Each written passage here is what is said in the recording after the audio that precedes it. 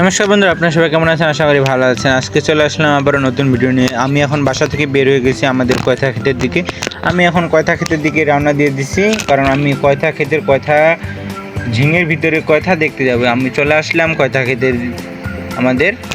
দেখুন আপনাদেরকে সব কিছু আজকে দেখাবো কয়থা ক্ষেতের। দেখুন আমাদের কয়থা ক্ষেতে কয়থা নাই, কয়থায় ফলনে নাই, কি একটা অবস্থা।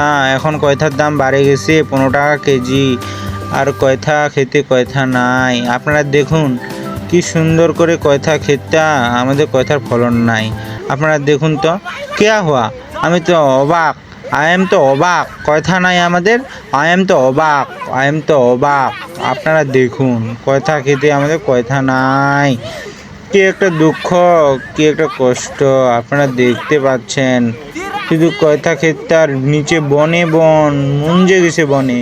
আপনারা দেখুন কি একটা দুঃখের কষ্টের কয়থার ক্ষেত আমরা করছি, কিন্তু কয়থা নেই। এই 24 কাঠা মাটির কয়থা বা 18 কাঠা মাটির কয়থা, দেখুন এগুলা কয়থা লিখছে।